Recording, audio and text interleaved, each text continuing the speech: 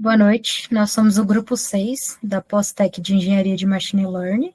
Para esse nosso projeto da fase 2, a gente desenvolveu a pipeline de dados batch para extrair, processar e analisar flutuações de áreas de ações e índices da B3. Nós utilizamos alguns serviços da AWS, que foram aí o Amazon S3, a AWS Lambda, Glue, o Glue Data Catalog, o Amazon Athena, o EventBridge, o CloudWatch e o IAM. Vou mostrar aqui um pouco para vocês sobre a nossa arquitetura para o projeto. A gente tem uma Lambda aí que faz o web scraping, ela é acionada pela EventBridge, que foi aí agendado para todo dia rodar às 8h50. Depois que, com a Lambda, os dados são armazenados na camada RAW, os dados brutos, em formato Parquet e particionados por data. O bucket tem o S3 Event Notification. Toda vez que um arquivo novo é escrito na RAW, ele gera um evento que aciona a nossa Lambda. Daí temos uma Lambda, que dá trigger no GlueJob. O GlueJob via script, ele faz o processamento e toda a transformação dos dados. Os dados são ali catalogados no Glue Data Catalog. Os dados aí com o GlueJob vão para o bucket da camada Refined e os dados são consultados via Athena. Olá pessoal, sou o Guilherme, vou apresentar para vocês a nossa pipeline da AWS, que a Iana mostrou a arquitetura. Vou também mostrar o funcionamento dela e os scripts que compõem os serviços que utilizamos. Começando aqui pelo Lambda. O Lambda, ele, como a Iana explicou, né, ele tem um event bridge que dá um trigger nele para ele ser executado.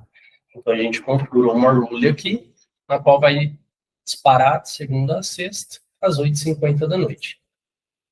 E o nosso Lambda, ele contém esse Lambda Scrapper aqui como script, que é o nosso scrapper, vai fazer a coleta e a orquestração.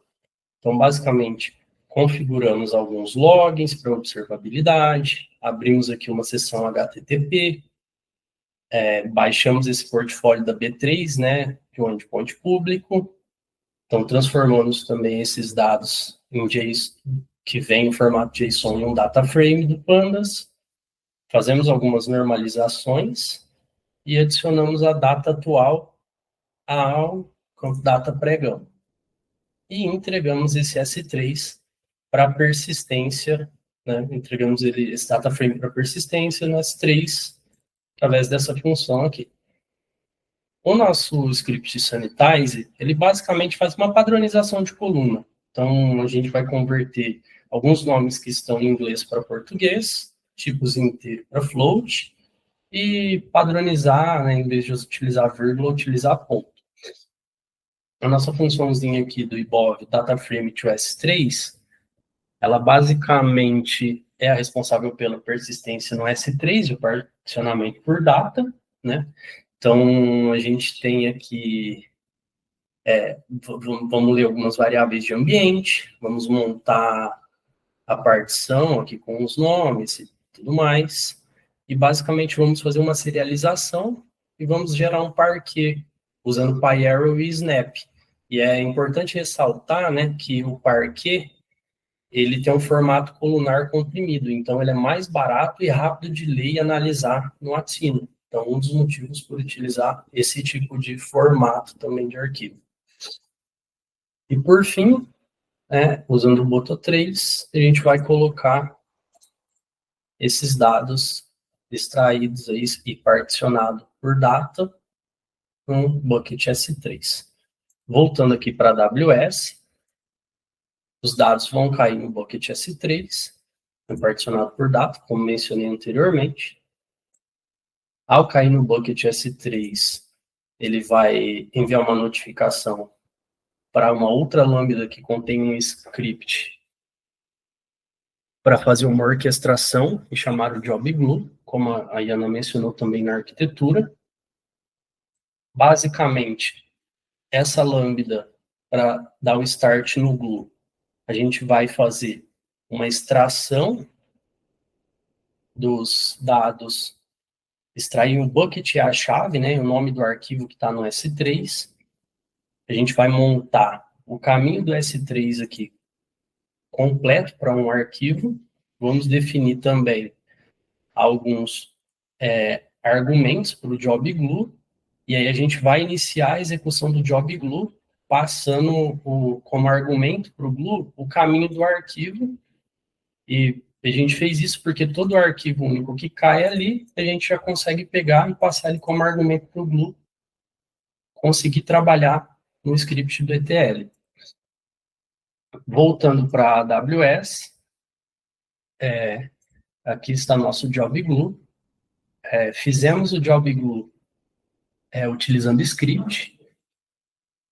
Nas nossas pesquisas, chegamos à conclusão que o script, além dele ser mais barato, ele também permite uma maior flexibilização ali do que fazer para apresentar, apesar de que a criação do job glue no modo visual fica mais legal aqui para apresentação, mas a gente seguiu utilizando o script, por vários motivos.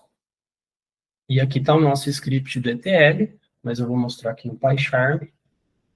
Basicamente, o nosso script do ETL, a gente vai começar lendo alguns argumentos, né, que vieram lá da Lambda, e foi disparada.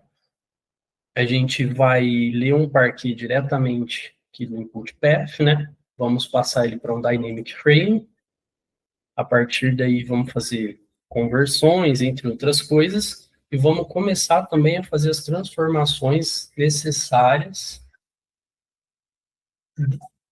para esse processo de ETL. Dentro dessas transformações, a gente cumpre os requisitos 5 do projeto, onde a gente tem que renomear 2 colunas.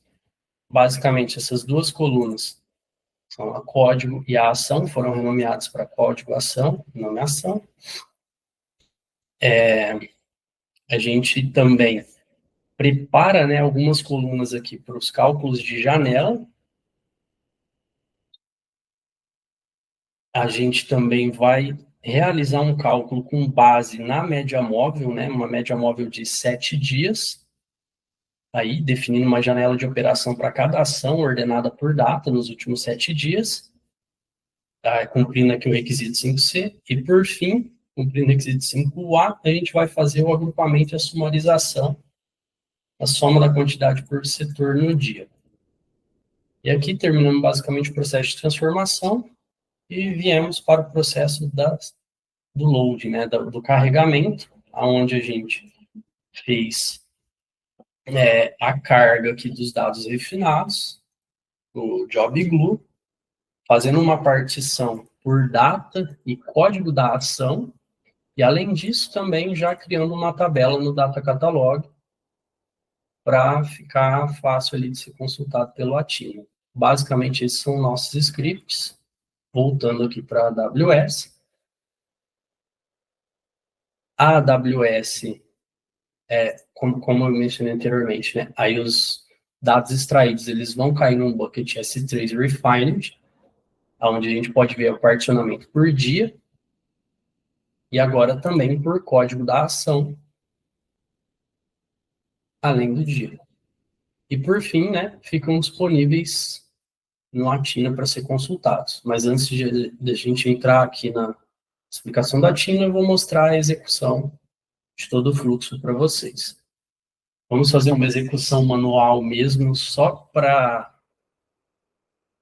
exemplificar aqui, né, mesmo. Então, a gente começa aqui testando o nosso fluxo.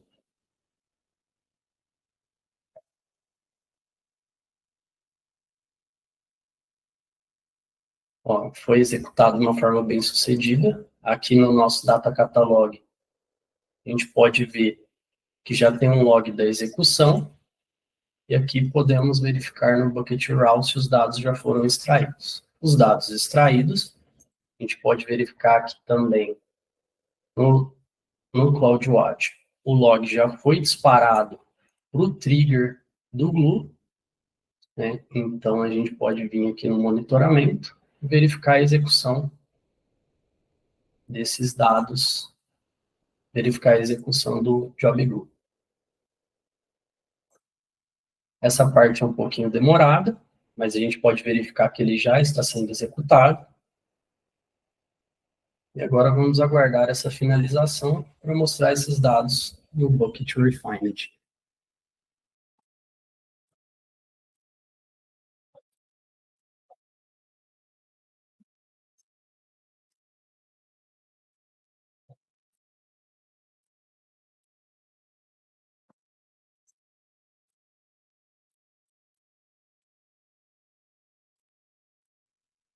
Como podemos ver, deu sucesso. E a gente pode vir aqui nos dados, no bucket com os dados refinados. E já temos os dados particionados por data e código da ação, no formato Parquet. Agora vamos mostrar para vocês o nosso Data Catalog. Então, pessoal, como vocês podem ver, né, os dados ficam catalogados aí, né, aparece nosso banco de dados, a gente tem a tabela, né, dados refinados das ações. Vocês podem ver nesse exemplo, a gente tem várias informações aí, né, dos dados que foram coletados ao longo de todos esses dias. A gente consegue consultar aqui via TINA. Fizemos aqui também por demonstração, né, uma query, né, com agrupamento, que é a participação do setor, de cada setor no dia, né, das ações, e aí a gente tem a possibilidade de fazer outros cálculos também, utilizando nossos dados. Pensando em uma evolução futura, né, desse projeto, a gente enxerga que seria muito benéfico o uso da State Machine, principalmente ali nos processos DTL, porque a gente conseguiria, de forma visual, ver toda a orquestração de forma intuitiva, de todos os fluxos e todas as conexões dos serviços da AWS, e também seria muito mais fácil manter a manutenção.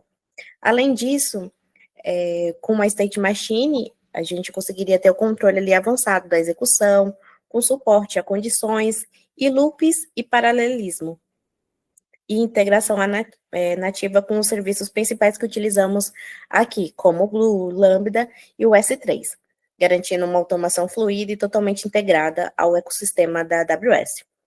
Além disso, a State Machine possui uma parte de monitoramento detalhado e tratamento automático de falhas, com políticas ali de retentativas e notificações configuráveis que aumentariam a resiliência da nossa pipeline, além de ser escalável e de baixo custo, baseada ali em transições de estado, o que otimizaria o uso de todos os recursos. Por fim, a solução favoreceria a modularidade e a reutilização dos componentes entre si, reforçando a governança e a segurança por meio de controle de acesso granular via o IAM e versionamento dos fluxos. Dessa forma, o RTL tornaria-se mais robusto, eficiente e preparado para futuras evoluções, vendo ali o setor, né, dos dados. Com isso, a gente finaliza a nossa apresentação. Nosso trabalho compôs todos os 8 requisitos que foram solicitados. E é isso.